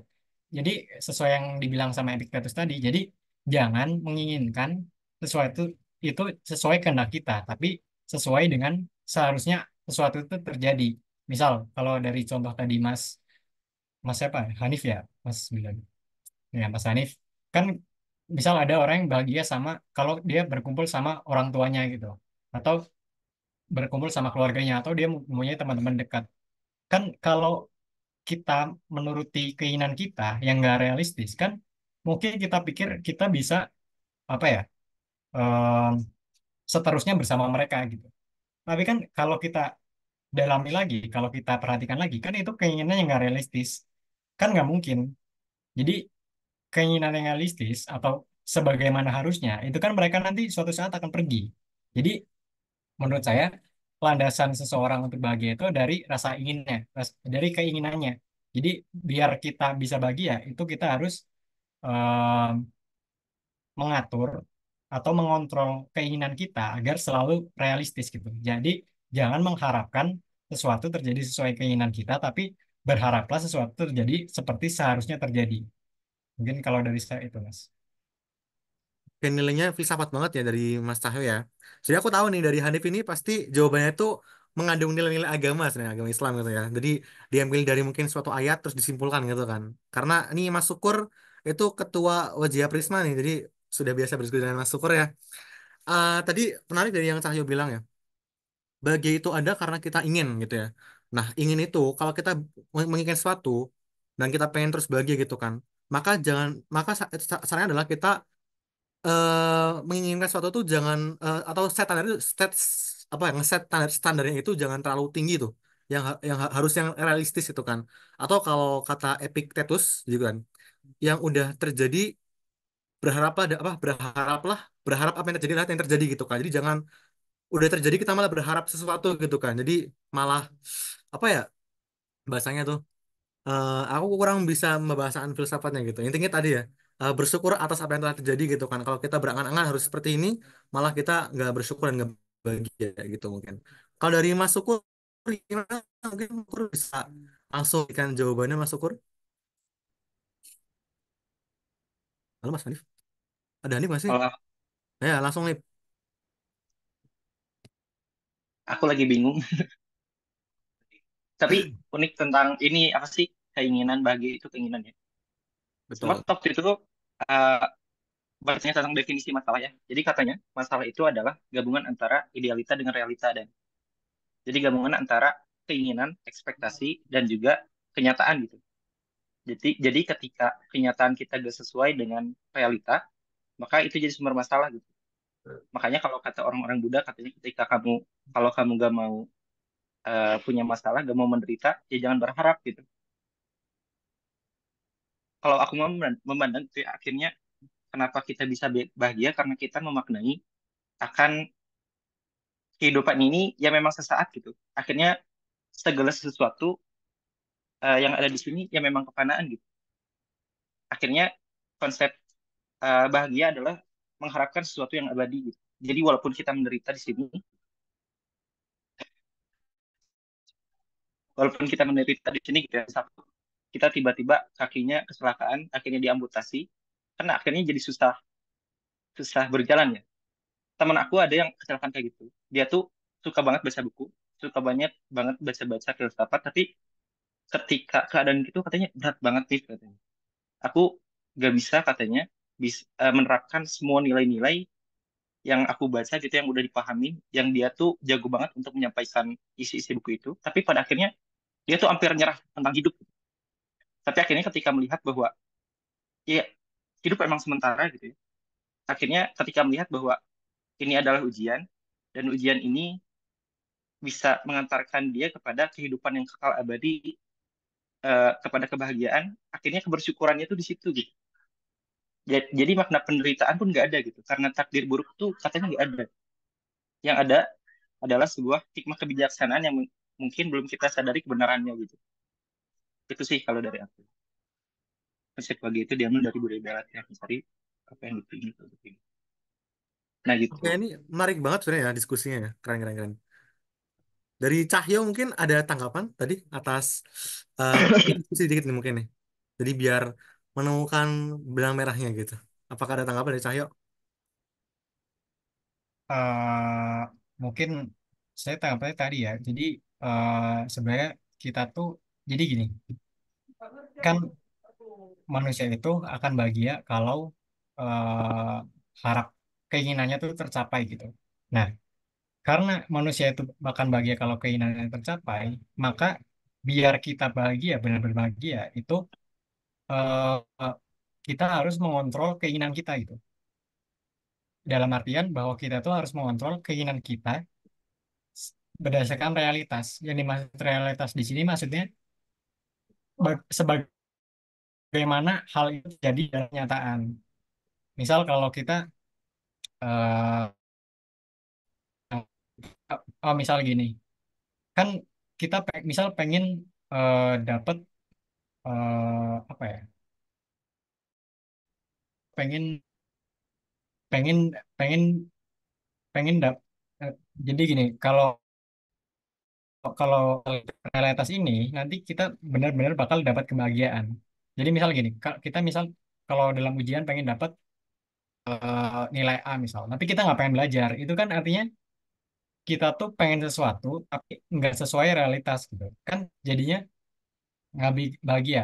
Tapi kalau kita melakukan sesuatu sebagaimana sesuatu itu seharusnya, jadi kita melakukan misal belajar buat nilai A, itu kan nanti ujung-ujungnya kan kebahagiaan. Jadi em, kebahagiaan itu sebenarnya dasarnya itu dari keinginan. Nah, dari keinginan itu kita harus mengontrol keinginan kita itu biar sesuai atau sejalan dengan realitas gitu.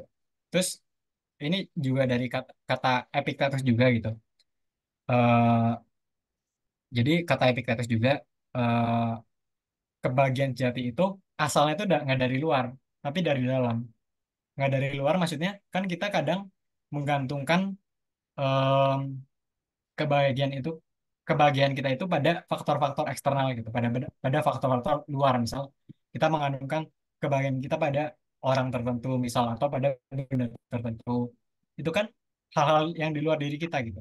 Nah, kata Epictetus, kalau kebahagiaan sejati itu bukan hal-hal yang seperti itu, tapi asalnya itu dari dalam gitu. Kalau kita mau bahagia, kita bahagia aja, nggak tergantung sama hal-hal yang luar gitu. Nah, terus eh, kalau ngomongin makna atau tujuan biar kita bahagia gitu ya, mungkin sebenarnya kan kalau logikanya kan kalau kita nyari makna yang benar-benar makna itu bisa bikin kita bahagia, kita harus nyari makna yang dia tuh sifatnya lebih lebih kekal gitu. Misal ya kalau kita orang Islam kan kalau kita mau nyari makna yang sifatnya bahagianya bahagianya kekal, kan kita gantungkan kepada Tuhan, kepada Allah Subhanahu Wa Taala. Kan itu kan logikanya kalau kita menggantungkan sesuatu ke benda atau makhluk, kan kalau ketika makhluk itu udah nggak ada, ya kita mau gantungin kemana gitu kan. Tapi kalau kita gantunginnya ke sesuatu yang kekal, kan itu nggak bakal hilang. Kalau menurut itu aja mas. Oke, oke. Jadi intinya di sini ada dua sudut pandang ya mungkin ya. Ehm, tapi sama-sama memberikan insight juga kan. Nah, tapi mungkin ini diskusi tentang kebahagiaan aja bisa sedetail ini kan, sekompleks ini kan. Kayaknya bisa nih kita adakan sesi selanjutnya ya tentang kebahagiaan gitu. Nanti pematerinya dari Mas Sukur, mau gak Mas Sukur ngisi? Kita collab Mas Sukur, Prisma sama Alfat AKD. Minimal Mas Sukur dulu, boleh. Aneh pesan nih sekarang dah. Ya, betul banget. Jadi gini tadi ya, sebenarnya gini ya. Tadi kan Cahyo bilang gini, kalau kita belajar gitu kan, mengharapkan nilai bagus gitu kan, ya kan itu sesuatu yang emang harus terjadi gitu kan. Nah, akhirnya kita bahagia gitu kan. Tapi coba deh, case-nya gini, kita udah belajar gitu ya, udah belajar. Terus ternyata nilainya jelek, berarti nggak bersyukur, berarti nggak bahagia dong karena nilainya jelek gitu kan. Nah, ini lagi-lagi satu kejadian itu kita nggak bisa menentukan. Jadi kita cuma bisa berusaha, tapi hasilnya itu yang nentuin Allah kan, dari Allah gitu kan. Hasilnya bagaimana? Kita udah belajar apa rajin banget tuh kan. Tapi nanti hasilnya ternyata dia nggak sesuai kita inginkan. Mungkin kita berekspek tinggi, akhirnya hasilnya mungkin buruk. Kita nggak bahagia gitu. Nah, ini jadi mungkin nyambung juga sama yang katanya Aisyah ya, Rahma ya. Jadi sebenarnya konsep kebahagiaan itu emang diambil dari budaya Barat ya. Jadi karena orang Barat itu eh, enggak ya, sama aja. Akhirnya ada orang yang mencari konsep kebahagiaan sejati gitu kan. Padahal orang Islam sebenarnya udah ada semuanya di Al-Quran gitu petunjuknya gitu. Nah betul kata Rahma juga di sini. Jadi karena dalam Islam udah sempurna, dari sebenarnya kita nggak perlu mencari bagian itu yang bisa diambil dari ceritanya Kak Hanif ya. Betul, tapi ya gitu sih masih sulit untuk diterapin dan perlunya iman yang kuat.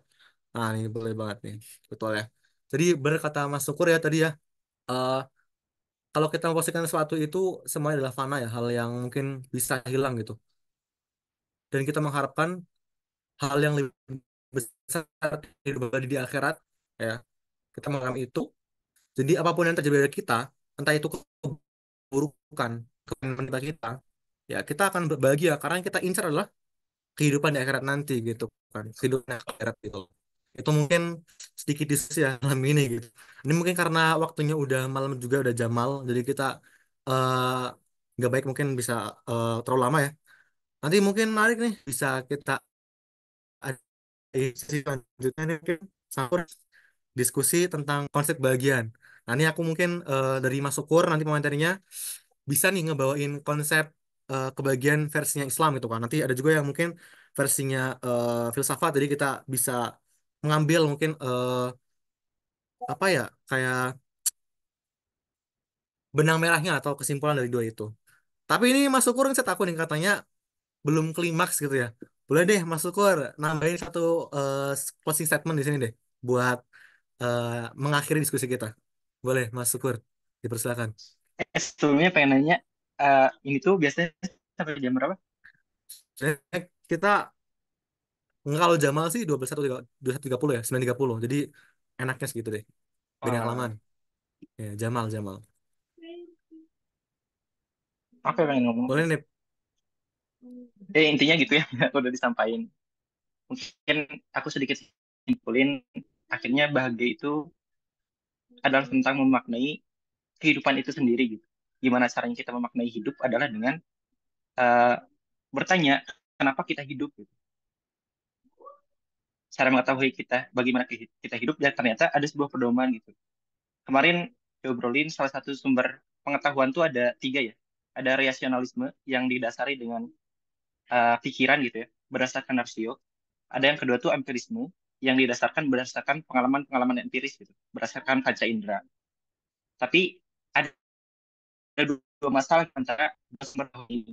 Yang pertama rasio itu sering terjadi sebuah perbedaan pendapat dan juga pandangan gitu.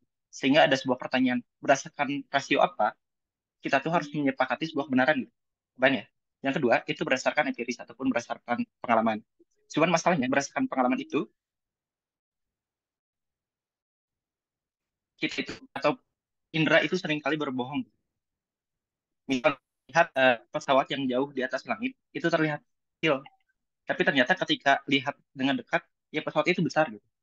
Atau ketika kita masukin tongkat ke air seolah belok ya tongkatnya karena ada apa tuh efek fisika gitu. Ya padahal mah tongkatnya nggak belok tapi lurus gitu. Sehingga akhirnya selain dua sumber pengetahuan tadi, rasionalisme dan juga empirisme, ada juga tentang konsep wahyu gitu.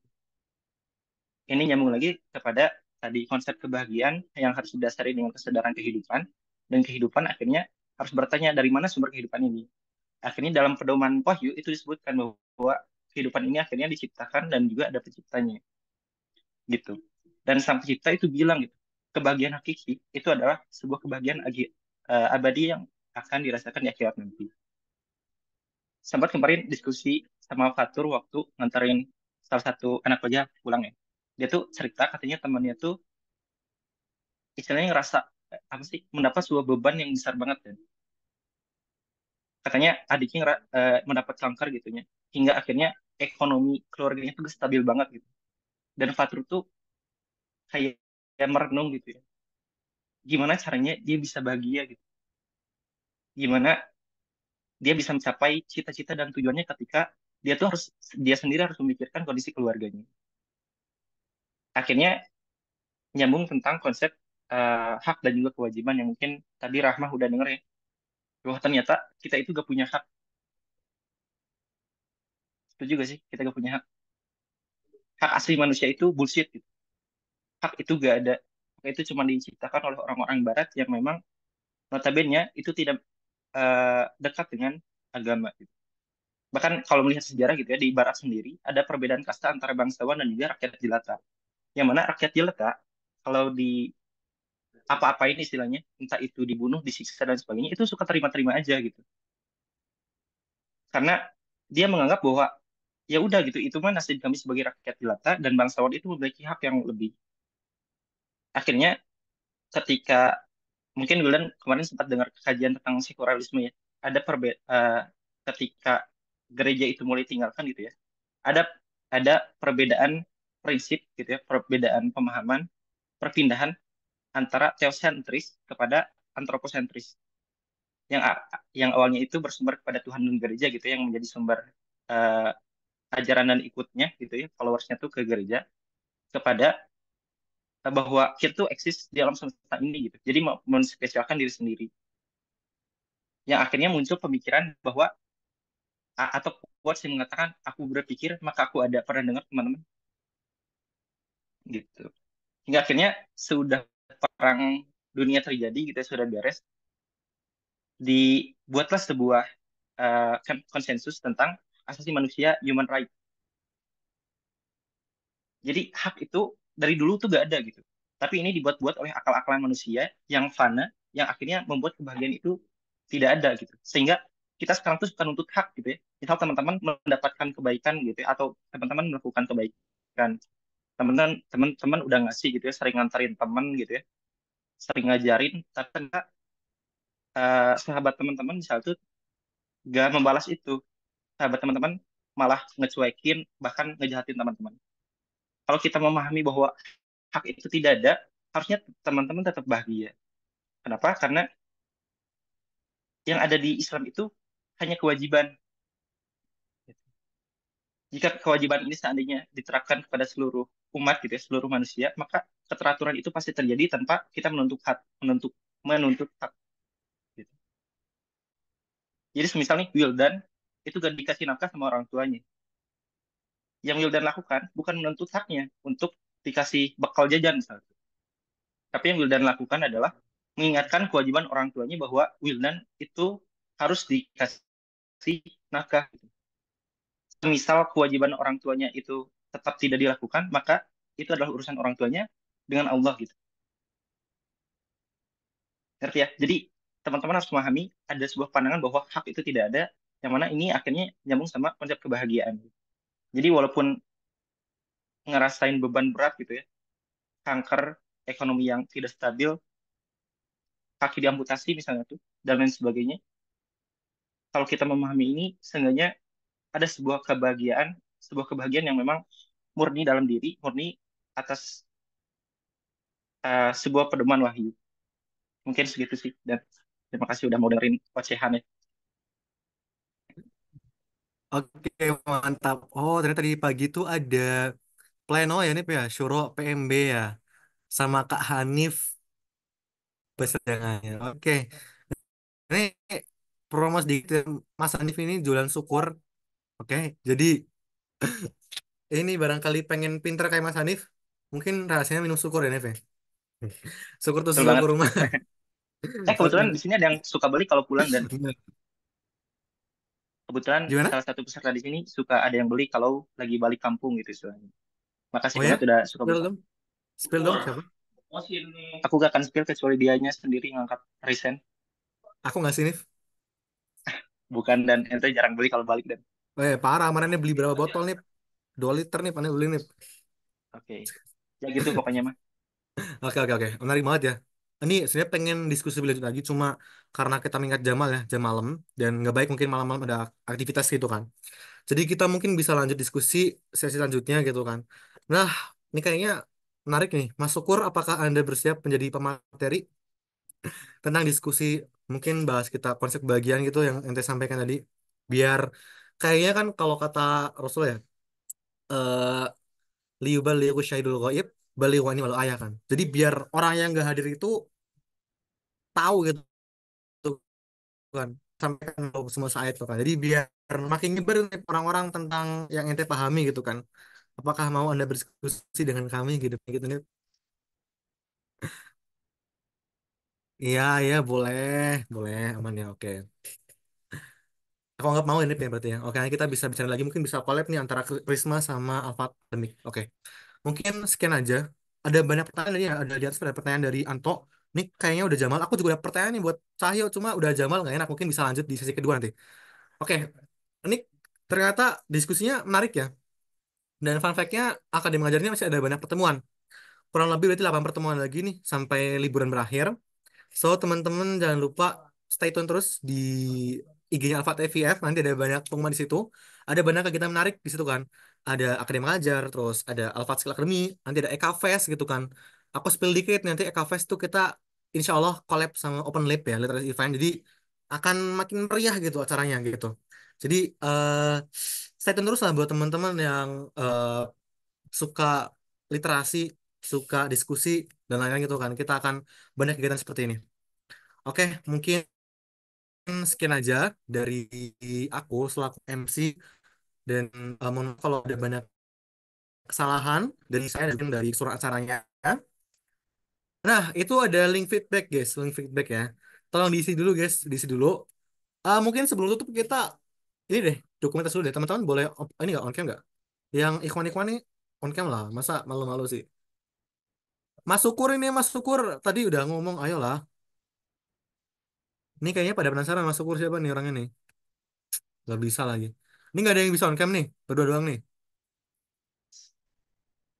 Ayo guys, yang bisa on cam. Kita galeri deh. Oke deh. Yuk, aku hitung ya sampai 5 ya. Oke. Jempolnya guys, jempolnya. Satu, dua, tiga, empat. Ada Anto nih. Ayo Anto. Di mana wajahmu Anto? Oke, nggak apa. Yuk, jempolnya guys, jempolnya. Satu. Gelap banget Anto ya? Nggak apa. Satu, satu, dua, tiga. Cheese. Oke. Terima kasih banyak teman-teman semua. Jangan lupa ngisi link feedback ya nanti buat dikasih sertifikat. Oke. Jadi biar teman-teman dapat THK ya, liburan, farming ilmu, farming THK itu prinsip kita. Oke. Nah, mungkin sekian dari aku. Kita udah membaca hamdalah dan doa kafaratul majlis sama. Alhamdulillah alamin. Subhanakallah wa la ilaha illa anta. Astaghfirullahaladzim. Sekian. Wassalamualaikum warahmatullahi wabarakatuh. Makasih semuanya. Makasih. Boleh langsung live aja, guys.